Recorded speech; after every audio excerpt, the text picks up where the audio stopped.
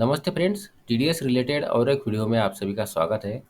इस वीडियो में हम लोग बात करने वाले हैं इनकम टैक्स एक्ट के सेक्शन 194 बी ए के बारे में।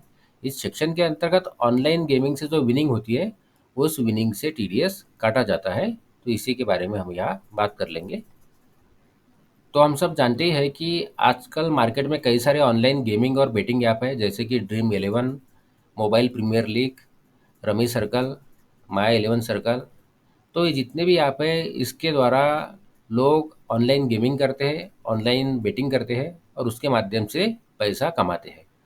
तो इस ऐप के माध्यम से गेमिंग और बेटिंग करने के बाद में जो विनिंग होती है उस विनिंग से इस सेक्शन 194 बी ए के अंतर्गत टीडीएस काटा जाता है। इसी के बारे में हम यहाँ डिटेल में समझते हैं।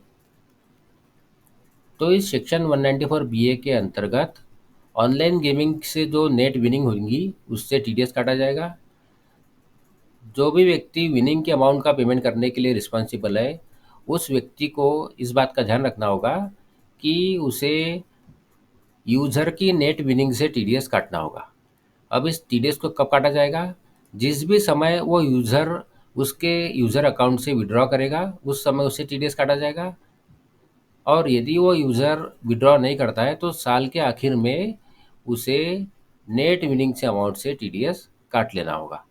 तो यहाँ इस सेक्शन के अंतर्गत जो टीडीएस कटेगा वो केवल नेट विनिंग के अमाउंट से कटेगा, सारी अमाउंट से टीडीएस नहीं कटेगा।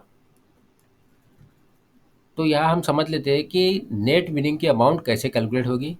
तो आप सब जानते ही होंगे कि जो लोग ऑनलाइन गेमिंग या ऑनलाइन बेटिंग करते हैं उन्हें उस ऑनलाइन गेमिंग या बेटिंग ऐप पर एक यूज़र अकाउंट क्रिएट करना होता है और उस यूज़र अकाउंट में कुछ पैसे डिपॉजिट करने होते हैं।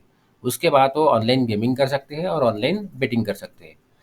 तो यहाँ जब उस व्यक्ति को विनिंग होगी, इसके बाद जब वो विड्रॉ करेगा उस समय उसमें से टीडीएस काटा जाएगा। तो अब नेट विनिंग की अमाउंट कैसे कैलकुलेट होगी? तो यहाँ हम देख सकते हैं कि यहाँ तीन अमाउंट्स है, ए, बी और सी। तो यूज़र जो अमाउंट विड्रॉ करेगा उसमें से उस यूज़र ने उस यूज़र अकाउंट में जो अमाउंट डिपॉजिट की है उसे माइनस करना होगा।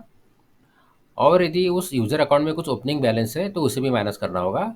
उसके बाद जो बचेगा वो होगा नेट विनिंग और उसी पे से टीडीएस काटा जाएगा। तो इस तरीके से नेट विनिंग का कैलकुलेशन होगा और जो भी व्यक्ति विनिंग के अमाउंट का पेमेंट करने के लिए रिस्पॉन्सिबल है वो टीडीएस काटेगा।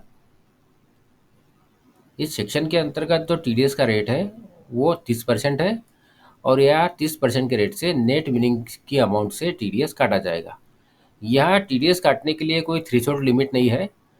जितनी भी नेट विनिंग होगी उसमें से टीडीएस इस सेक्शन के अंतर्गत काटा जाएगा। यहाँ कोई लिमिट नहीं है।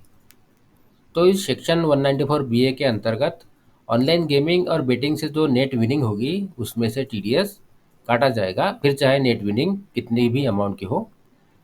तो आशा करता हूँ इस वीडियो की जानकारी आपको यूज़फुल लगी हो। यदि इस वीडियो की जानकारी आपको यूज़फुल लगी है तो वीडियो को लाइक करिए, चैनल को सब्सक्राइब करिए। धन्यवाद।